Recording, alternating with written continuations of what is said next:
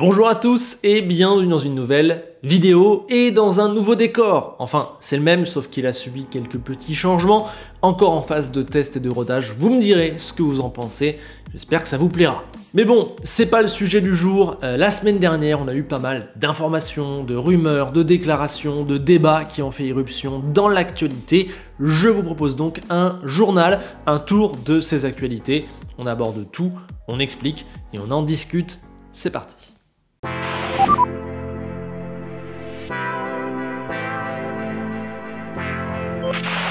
On commence avec pas mal de brèves à éplucher, notamment la reconduction de Spa-Francorchamps jusqu'en 2025. On pensait pourtant le circuit belge très menacé pour plein de raisons. Il avait failli ne pas être là cette année, mais il semble profiter des difficultés de Kyalami à obtenir son contrat avec la Formule 1. Il n'y a pas longtemps, il semblait sur le point de signer. Là, ça semble plus compromis que jamais. Tant mieux pour Spa, forcément je m'en réjouis pour eux, mais ça veut aussi dire que sûrement le retour en Afrique semble s'éloigner. Oliver Biermann a roulé dans une Formule 1 pour la première fois, c'était mercredi à Fiorano dans la Ferrari de 2021, une sorte de formation et de réglage avant les 2 séances d'essais libres qu'il va effectuer à Austin et à Mexico, ce sera dans la Haas. Ce n'est que la suite logique pour un talent qui m'excite énormément depuis un moment et qui réussit sa première saison en Formule 2. S'il est au niveau en 2024, il jouera le titre et il jouera aussi pour une place de titulaire en 2025 chez Haas. Vous le savez, c'est un pari que je fais depuis un petit moment, c'est le prochain bijou de Ferrari. Ce week-end, on a aussi eu Andrea Kimi Antonelli qui a été sacré champion de FRECA au terme d'une victoire absolument écrasante à Zandvoort sous la pluie dans une course où il y a aussi eu un très gros crash. Bref, aka, c'est un crack ultime, j'en ai fait une vidéo il n'y a pas longtemps, il sera en F2 la saison prochaine, ouais, c'est absolument énorme. Bernie Ecclestone n'ira pas en prison, et oui, celui qui est l'ancien boss de la Formule 1, celui qui l'a été pendant plus de 30 ans et qui peut être considéré comme la personne la plus importante de l'histoire de la discipline, est aussi un bonhomme controversé, aux multiples facettes magouilles et excès, disons pour rester poli.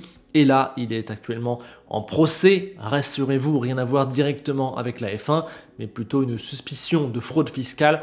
On parle de 500 millions planqués à Singapour. En tout cas, c'est ce que pense la justice et lui a plaidé coupable jeudi dernier auprès du département britannique de la collecte des taxes et du coup, il va éviter la prison. Il devra quand même payer 755 millions et écope de 17 mois avec sursis. Mais bon, il n'ira pas derrière les barreaux à 92 ans quand même. On évoque maintenant celui qui a pris sa place quelques mandats plus tard, Mohamed Ben Sulayem, qui a déclaré des choses assez intéressantes récemment, notamment sur les limites de piste. Il a clairement mis la faute sur les circuits et je suis d'accord avec lui, je vous l'avais déjà dit, s'il y a eu des soucis au Qatar et pas à Suzuka, c'est de par la nature du tracé, mais surtout de par la nature de ce qu'il y a hors de la piste, clairement. MBS a été jusqu'à dire que les circuits réfractaires au changement pourraient perdre leur place, même si ça ressemble à un coup de pression un peu vain, je valide l'idée. Il a aussi apporté plusieurs pistes potentielles pour régler la question. Est-ce qu'il faut des vibreurs plus glissants? Est-ce qu'il faut des vibreurs plus hauts qui abîment plus les voitures? Est-ce qu'il faut mettre à chaque fois de l'herbe ou du gravier? Voilà. Chaque solution comporte son lot de bénéfices et de choses aussi assez négatives. C'est très dur à trancher, mais on va commencer à plancher sur la question à la FIA. Et puis il a aussi dit qu'il faudrait moins de courses au calendrier. Décidément, du point de vue des intentions, je suis plutôt team Mohamed Ben Sulayem depuis le début en fait, surtout quand on voit à quel point il ne se fait pas respecter, il n'a pas vraiment le pouvoir. Lance Stroll n'est plus dans la tourmente. Le Canadien était sous enquête après avoir poussé son physio au Qatar, mais s'il n'a toujours rien dit publiquement, jeudi dernier, il a envoyé ses excuses auprès de la FIA et notamment auprès du Compliance Officer, comprenez le gars qui est en charge de faire respecter les règles, et du coup ils ont en quelque sorte passé l'éponge. Ils ont noté l'incident qui ne respecte pas certaines lignes du code d'éthique de la Formule 1, mais voilà, c'est un peu un black and white flag comme on a en course, c'est à ne pas refaire. Alors j'aimerais beaucoup vous parler du cas Lance Stroll en longueur cette semaine puisqu'il y a énormément à dire. Je sais que d'autres collègues youtubeurs pas mal ont sorti des vidéos à ce sujet depuis le Grand Prix du Qatar justement. Je vais les regarder et je vais voir si j'ai un autre avis, un autre angle à apporter à la question. Et si c'est le cas, j'en ferai une vidéo dans la semaine.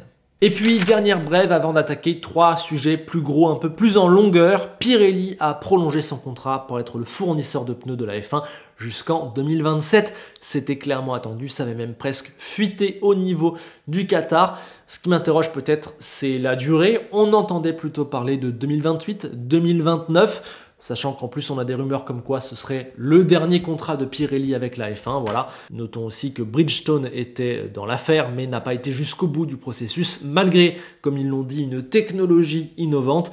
Pas de guerre des pneus prévue du tout en Formule 1, et peut-être qu'au retrait de Pirelli, ce sera le tour de Bridgestone. Les pneus, pour l'instant, on reste sur la continuité, mais attention, dans pas longtemps, ça va devenir un gros sujet. Allez, maintenant j'ai envie de vous parler d'Andretti. Vous le savez, ils ont été acceptés par la partie FIA. Maintenant, ils doivent discuter avec la FOM, les représentants des droits commerciaux, qui ont un petit peu dans la poche les équipes. En gros, ils doivent trouver un deal financier pour pouvoir entrer en Formule 1 et que ça convienne à tous ceux qui ont des billes en jeu. Et comme on pouvait s'y attendre, l'annonce de la validation d'Andretti par la FIA n'a pas forcément été ultra bien accueillie. Cette première phase de négociation ne démarre pas hyper bien. Et oui, personne de ce côté-là de la table n'a intérêt à voir l'arrivée d'une 11e équipe, que ce soit sportivement, financièrement ou médiatiquement. Du coup, tout le monde se renvoie la balle en attendant les vraies premières discussions où ça va parler argent. Horner, je cite, attend la proposition de la FOM. Certains ne disent trop rien, d'autres émettent des réserves et demandent des garanties. Bref, ça va se jouer en coulisses en parlant argent. Alors on a quand même une prise de position favorable, c'est celle d'Hamilton, pas vraiment favorable envers Andretti, mais plutôt envers l'idée d'une 11e équipe. Il représente là, je trouve, l'avis des fans, mais lui, il n'a pas à gérer tous les enjeux financiers de Mercedes, tous ces gros trucs. Il n'y a qu'à voir la manière différente avec laquelle Toto Wolff a reçu la nouvelle. En plus, on a appris une mauvaise nouvelle pour Andretti. Ils avaient bien un accord avec le groupe Renault pour leur fournir un moteur. On se rappelle des discussions entre Andretti et Laurent Rossi, mais cet accord a expiré le 31 mars. Donc du coup, désormais, Alpine aussi n'a plus d'intérêt à l'arrivée d'Andretti en Formule 1. Les Bleus changent de programme, ils se recentrent plutôt sur eux-mêmes, sur la performance de leur moteur par rapport aux autres, avant d'en donner à quelqu'un d'autre. Mauvaise nouvelle donc, parce que ça fait un soutien en moins, et puis surtout maintenant, il n'y a plus de moteur potentiellement pour l'arrivée d'Andretti. On pourrait se dire que General Motors a les capacités d'en fournir un, d'en construire un, mais non, parce que ça demande beaucoup d'investissements financiers, humains, et surtout des technologies qu'ils ne maîtrisent pas forcément. En plus, Ford va déjà entrer en F1 en 2026, donc ça fait une concurrence sur le sol américain. Pour l'instant, Andretti n'a aucune idée de qui pourrait lui fournir un moteur. Il y a une rumeur Ferrari, à voir. Ben Sulayem, lui, se montre optimiste. Il rappelle que cette arrivée apporterait de la valeur, etc. Mais il prêche un petit peu dans le vide, on va pas se mentir. Il défend pas les mêmes intérêts, les mêmes idées et la même vision que ceux qui vont vraiment décider à la fin, c'est-à-dire ceux qui ont l'argent. Et quand il termine ces interviews-là en disant que rassurez-vous, ça n'ira pas jusqu'au tribunal, bon, ça laisse pas présager des mois de discussion très cordiaux et très calmes. Autre sujet, je voulais revenir un petit peu sur les conditions climatiques atroces dans lesquelles s'est tenu le Grand Prix du Qatar, parce que ça a beaucoup fait parler dans la semaine dernière. Un Sargent, on le sait, a abandonné. Stroll a fait des micro-malaises et a sauté dans l'ambulance dès son arrivée au parc fermé. Albon a fini au centre médical. Ocon a vomi dans son casque. Bref, tout le monde était marqué, certains même assez préoccupamment. Je l'avoue, j'avais pas totalement pris la mesure de ces événements au moment où j'ai fait le débrief la semaine dernière. Ce n'est qu'en voyant de plus en plus de preuves qu'on a compris que ouais, c'était vraiment chaud et qu'en fait on n'est vraiment pas passé loin d'un drame, parce qu'un pilote qui se sent pas bien à ces vitesses-là, ça peut vite très mal finir, clairement. Ce Grand Prix, on peut le dire, a même fait polémique. J'ai vu énormément de critiques, sauf que ma petite gêne par rapport à ça, c'est que tout ce que j'ai vu était a posteriori. On s'est rendu compte qu'à l'arrivée que les pilotes étaient mal, je dis nous dans notre canapé, mais aussi la FIA, les gens sur place, ce n'est que peut-être dans les 10 derniers tours qu'on a compris que quelque chose se passait, et encore certainement pas de cette gravité-là. Du coup, si personne n'y a pensé, personne ne l'a vu, personne n'a pu anticiper, personne n'a évoqué cette idée, j'ai un peu de mal à trouver des vrais responsables en fait. En plus, les relais forcés de 18 tours ont aggravé les choses. Voilà, c'était vraiment une conjonction d'événements surnaturels qu'on a finalement jamais vu. Donc pour moi, à l'arrivée, situation dangereuse, oui clairement, mais pas scandaleuse, au sens où personne ne pouvait vraiment rien y faire, je pense, sur l'instant, et personne ne s'en est vraiment rendu compte. Maintenant, l'essentiel, c'est qu'on travaille pour qu'à l'avenir, ça n'arrive pas, qu'on ait de meilleurs moyens de détection, de prévention et des mesures si jamais ce genre de scénario se passe. James Valls a évoqué le fait que les bouteilles des pilotes avaient des contenus trop petits et étaient extrêmement chauds à cause des températures à bord. On peut aussi penser à fixer la date ailleurs, mais la météo, on la maîtrise jamais vraiment, surtout dans un désert. Certains ont dit que le problème c'était de conduire dans un désert. C'est vrai que ça a joué, il y a plein de questions qui se posent aussi sur les choix des pays dans lesquels on va, etc. pour tout un tas de raisons. Est-ce qu'il faut mettre des mesures pour ne pas prendre le départ au-delà d'une certaine température, combinée à l'humidité, je sais pas. Est-ce qu'il faut stopper les courses à un certain moment donné, les faire plus courtes? Pour l'instant, je n'ai pas du tout de vision sur une potentielle solution. Je me rends pas compte. Et puis, quant à l'idée d'arrêter les courses en plein milieu quand on voit que ça va pas, je pense qu'aucun pilote, malgré l'état dans lequel ils étaient, n'aurait été d'accord dimanche dernier. Toute cette histoire a soulevé de nombreux commentaires aussi sur le côté gladiateur, sur le côté effort surhumain que font les pilotes. C'est une notion importante dans la Formule 1, mais là je trouve que c'est pas un bon argument pour donner l'envie de courir dans ces conditions, dans le sens où oui certes, la F1 c'est se dépasser physiquement, en termes de mental aussi, en termes d'appréhension, ils font un truc que très peu d'humains peuvent faire sur Terre, mais là c'était pas ce genre de limite, là c'était une limite physiologique qui finalement n'a pas grand chose à voir avec ni les qualités de pilotage, ni les qualités vraiment physiques des pilotes. C'est pas normal, Leclerc l'a dit, ils n'étaient pas fatigués musculairement ni mentalement, c'est juste que c'est pas des conditions pour courir. Exemple, le marathon c'est aller au bout de soi-même, clairement, parfois même bien au-delà, parfois c'est dangereux, et c'est beau, il y a quelque chose d'assez énorme là-dedans, mais bon, lancer le départ d'un marathon sous 52 degrés, là, ça n'a plus rien à voir avec se dépasser, avec la limite, c'est juste irresponsable et complètement fou. Il y a une limite à trouver là-dedans, je trouve.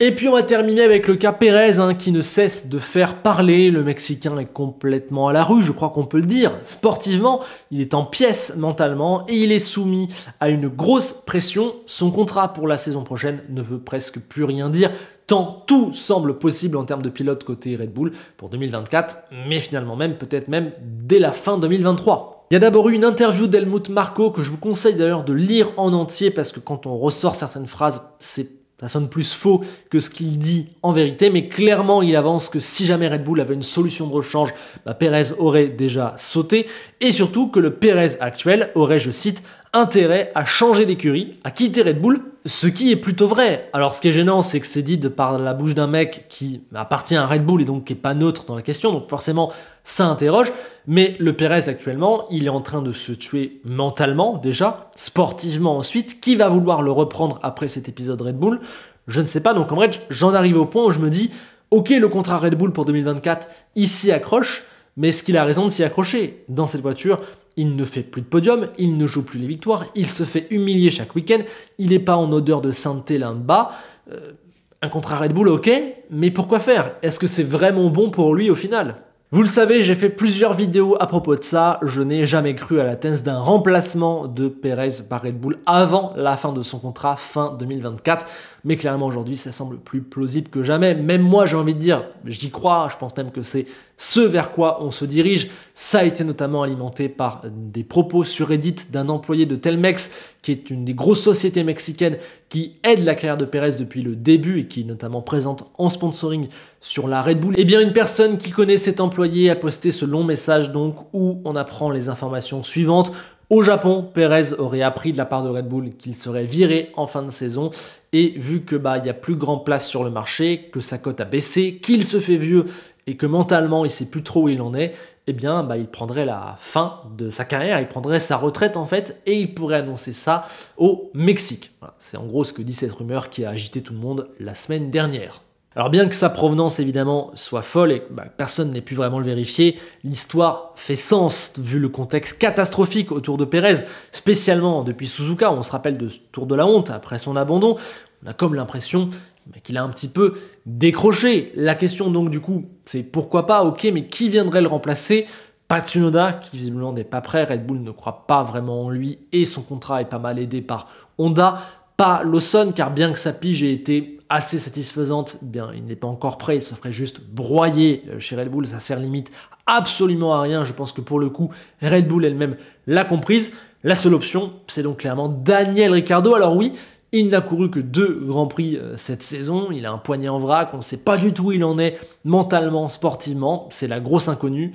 Mais d'un point de vue sportif, marketing et opportunité de marché, c'est un petit peu tout ce qui reste. C'est vous dire à quel point la situation chez Red Bull est assez lunaire. On a aussi une rumeur qui dit que si Pérez ne termine pas 2e du championnat pilote, ce qu'il est en train de foirer justement, eh bien il sera remplacé par Ricciardo. Donc, bref, si je dois parier, je me dis que celui qui sera dans la Red Bull à côté de Verstappen l'an prochain, ça a plus de chances d'être Ricciardo que Pérez aujourd'hui. C'est assez dingue. Ça pose aussi une autre question. Qui, du coup, va aller chez AlphaTauri ? Ce ne sera pas Pérez, je pense. Ce sera quoi ? Iwasa ? Un autre jeune ? Quelqu'un d'extérieur ? Voilà. C'est assez fou comme situation. Il y a aussi Sargent qui, pour l'instant, on ne sait pas trop où il en est. Le mercato n'est pas terminé et je pense que ça va se conclure en décembre, en novembre. Bref, personnellement, je vais un petit peu arrêter d'analyser et de parler du cas Pérez, que ce soit sur le plan des transferts, puisque voilà, en attendant d'une info, on n'a rien de plus, mais aussi sur le plan sportif, parce que je pense qu'aujourd'hui, son cas est devenu trop à part pour être jugé. On n'a plus vraiment rien de neuf à constater, à dire. On va juste attendre de faire les comptes à la fin. Quand on connaîtra les décisions, on analysera à quel point d'éventuels transferts peuvent changer la donne pour la Formule 1, pour Red Bull, et on essaiera de se poser pour voir pour Pérez ce que tout ça signifie dans sa carrière. Mais là, dans le show à l'instant T, voilà, il va peut-être pas marquer de points dans le sprint à Austin. Est-ce que ça vaut le coup vraiment d'en faire une analyse et d'en parler ? Je suis plus sûr. C'est devenu trop à part. Et bien voilà, ce tour d'actu est terminé. Il y avait plusieurs petits sujets dont je voulais parler pour ouvrir la semaine et repartir sur un triple header, Austin, Mexico et puis le Brésil. J'ai hâte de ces 3 Grands Prix. Je vous attends désormais en commentaire pour discuter de tout ça et de plein d'autres choses. Pensez aussi à poser votre like et à vous abonner. Merci de votre écoute et on se quitte comme d'habitude avec Enzo Ferrari qui trouve honteux de virer un pilote en pleine saison. Lui n'a absolument jamais fait ça, même quand on critique l'état de sa voiture. À bientôt.